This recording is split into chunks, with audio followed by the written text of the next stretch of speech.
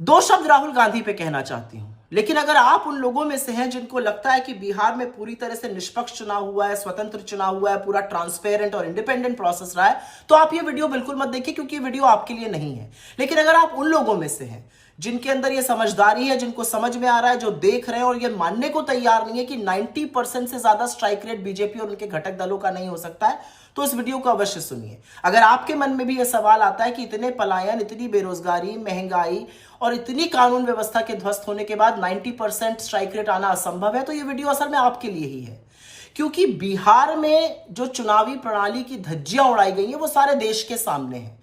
जो संविधान में निहित एक व्यक्ति एक वोट की धज्जियां उड़ाई गई हैं वो भी सारे देश के सामने है। बिहार में जिस तरह से बीजेपी के पदाधिकारियों ने, नेताओं ने, कार्यकर्ताओं ने एक से ज्यादा जगह वोट डाले, उसके सबूत सोशल मीडिया पर हर जगह है। ये तो कुछ सबूत सामने आ गए, कितने ही और लोगों ने ये किया है अभी हमें नहीं पता है।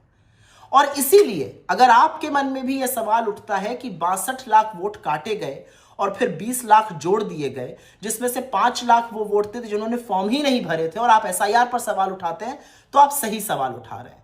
अगर आपके मन में भी यह सवाल उठता है कि 6 अक्टूबर को इलेक्शन अनाउंस करते हुए ज्ञानेश कुमार जी 7 करोड़ 42 लाख वोटर की बात करते हैं, जो जादू से 11 नवंबर को 7 करोड़ 45 लाख हो जाता है, और अगर आपके मन में सवाल आता है कि 3 लाख कैसे बढ़ गए, तो सही सवाल आ रहा है।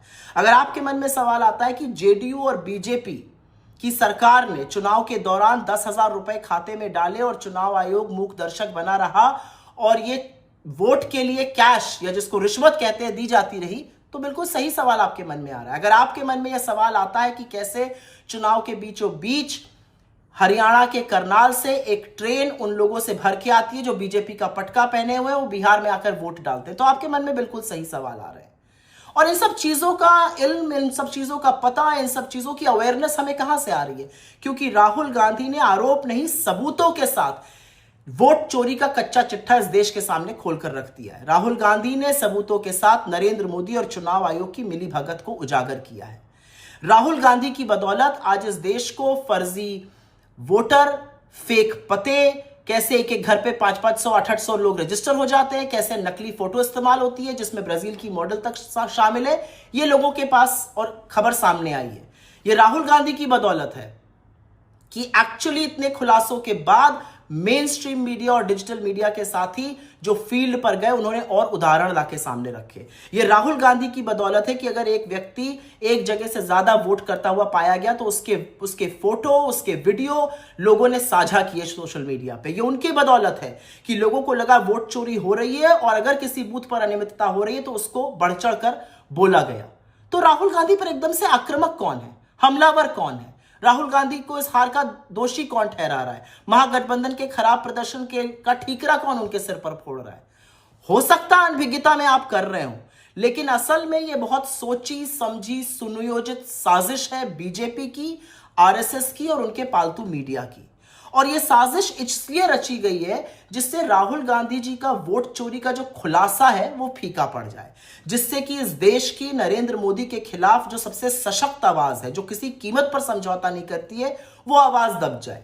महागठबंधन की हार का दोषी राहुल गांधी को ठहराना अकेले कहीं ना कहीं एक मकसद है इसका, और वो मकसद है राहुल गांधी की आवाज को दबाना, उनको डिस्क्रेडिट करना, विपक्ष के कैंप में संशय पैदा करना, विपक्ष के कैंप में अविश्वास पैदा करना। लेकिन ऐसा होएगा नहीं, और ऐसा इसलिए नहीं होगा क्योंकि बीजेपी ने वोट चोरी को इंस्टीट्यूशनलाइज कर दिया है। और आज बीजेपी की इस वोट चोरी का जो बिहार में जीता जागता उदाहरण है वो सबके सामने है। किस तरह से खुला खेल फर्रुखाबादी हुआ है वो सब लोग समझ रहे हैं। एक बात याद रखिएगा, ये 2014 नहीं है, ये षड्यंत्र चलेगा नहीं। राहुल गांधी ने इस देश के सामने सबूतों के साथ सच रखा है, और वो सच है नरेंद्र मोदी और चुनाव आयोग की मिलीभगत से होती वोट चोरी का। और एक बात और याद रखिएगा, बीजेपी जो मन आए कर ले, जितना मन आए झूठ परोस ले, भांडा जरूर फूटेगा, क्योंकि सच और सूरज की एक ताकत होती है, वो निकलते जरूर है। और फिर सच का एक ही सिपाही चाहे अकेले क्यों ना खड़ा हो। To Rahul Gandhi's credit, the country knows about vote chori today. The country knows how the system is being manipulated. The country knows what has happened in Bihar. And which is why to hold him responsible is what the BJP is doing. Don't fall in their false narrative.